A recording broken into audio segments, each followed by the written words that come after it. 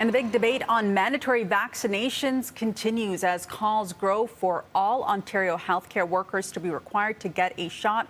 We're live outside Seneca College's Newnham campus on Finch Ave, as Seneca is the first post-secondary institution in Ontario to make vaccinations mandatory for students and staff this fall.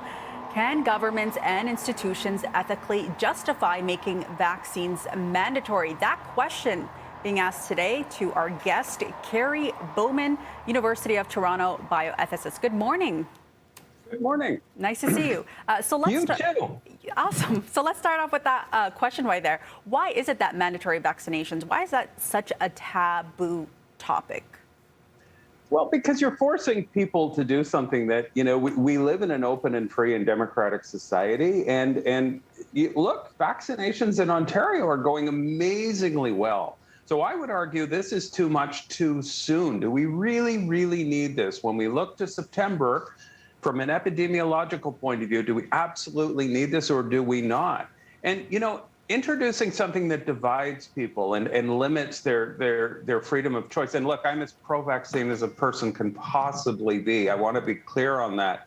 But, is there not other ways? When we look to the colleges and universities, why don't they try something like a tuition lottery? How's that, right? Like free tuition if you get your vaccine, something along those lines. An incentive, you're saying? An incentive. I see this as, and some people would say this is an incentive. I think incentive is too soft a word for this. Mm-hmm. Look to the international students, remembering, Canada's all about international students in its colleges and universities. So people coming in from other parts of the world, not only they have to be vaccinated, they have to have one of our vaccines, not one of the World Health Organization approved vaccines, one of our vaccines. So there's going to be people from, the People's Republic of China, the Russian Federation, and all over the place that are going to have different vaccines. What are they supposed to do, right? So you're creating all these very, very difficult elements. And I think vaccines, if we're going to have mandatory, it has to be proportional. We need the evidence that this is going to work. And we would have to be, as I see it, and let's hope this never happens, in a really serious fourth wave, and we really need this. Yeah. But look, this is an open and free society. I don't think it's right. I actually think the government of Ontario and the federal government of Canada, are correct on this. What's happening here, though, is that private institutions and everything else is slowly introducing this. Let me ask you this. University of Toronto, Ryerson, York, these are three schools that are making vaccines mandatory for school residents. So we know that Seneca said it's mandatory for classes on campus. How do you feel about residences? Because these are, congregate settings, a lot of times, a lot of shared facilities. How do you feel about mandatory vaccines there? I'm still not convinced it's critical at this point, but look, I'm way more, it's not, I'm just one opinion of many, but residences is very different.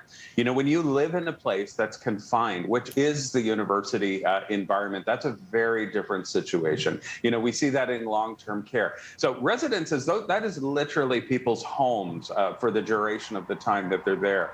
So, that's possibly a lot more justifiable, but also how are you going to enforce this? You walk on the campus, you're going to have bouncers that are checking these things. I mean, who knows what this is going to be like?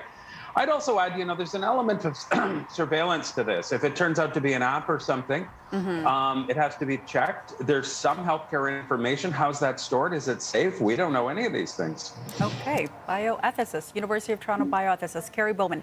Thank you so much for waking up and joining us this morning. Oh, I'm happy to do so. All the best. Best Take wishes. care. We'll talk again. Take care. Sounds good. Okay, and over to Sid and Danielle. Good morning, Danielle.